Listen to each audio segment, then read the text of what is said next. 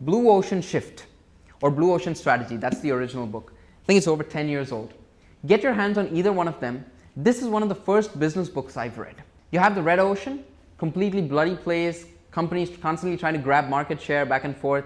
You sail to the Blue Ocean, you have a whole new product category. You create a whole new market for yourself. So real quick, very powerful exercise. At a high level, 4 levers for you to adjust. Eliminate. What factors can you completely remove which everyone else in the industry has? Raise. What could you do better than the industry standard? Reduce. What could you continue to offer but far less than others? And finally, create. What can you create that no one else has? Take Amazon, massive company, master of not just e-commerce, but I heard the other day AWS, their cloud computing service, is now by itself bringing in the most profits for them. So naturally people think Bezos and the whole company is just unstoppable, whichever industry they enter. But if you looked at their history, they failed a lot. They tried to go up against Zappos, eventually had to buy them, tried to compete with smartphones, the Fire phone. But the underlying lesson in both these cases is whichever industry Amazon tried to compete in and they tried to imitate a company that created a blue ocean, they miserably fail.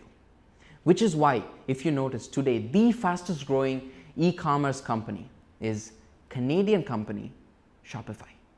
Now watch this. Amazon is partnering with Shopify in some regions as opposed to even trying to replicate their model. We often go deeper and deeper within our industry. We keep studying it, which is essential. And then when you combine your insights from what you could borrow from other industries, now that is when you're at a real advantage. I think most people speak enough to their customers. We should be interacting with our non-customers even more, because they will give you a unique perspective on how they perceive the product, how the industry is perceived as a whole, which will give you insight on how to change things, how to turn those non-customers into potential buyers, if that's a segment you're after. There's also an interesting point about the amount of opportunity available. We tend to look at business as a zero-sum game, and that's a really cutthroat, limited mindset to have. Yeah, there are disruptive innovations every once in a while. Digital cameras killing film companies. Not too long ago, Nokia folded when smartphones took off. But there's also a second kind of innovation, non-disruptive creation, where you don't displace anyone, you try to solve a new problem. Take microfinance. Billions of dollars made available for rural areas. People who want to build something for their communities now have access to credit. They can take loans to invest. And Wall Street, the rest of finance, they're doing just fine because they weren't going after this market with this sort of an offering in the first place. You don't have to go head on with Goliath, at least at first. On the other hand, many corporations know they have to completely change the way they do business if they want to have a chance of surviving 10 years from now. But they just aren't making the shift. This book really provides practical frameworks for you to go about implementing change at every level. Okay, Jaya, all this is great, but it's super theoretical. It's the kind of stuff that we learn in academic business schools. In fact, both the authors are professors at INSEAD. Oh, all this might be true, but my industry, we're heavily regulated. I just don't see a blue ocean. Simple question.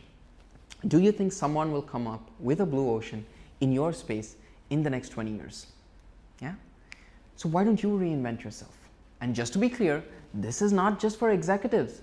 It's most effective when the whole organization, every single vertical, every single team is on one page. Look, especially with this edition, it's packed with actual processes, exercises to incrementally make that shift.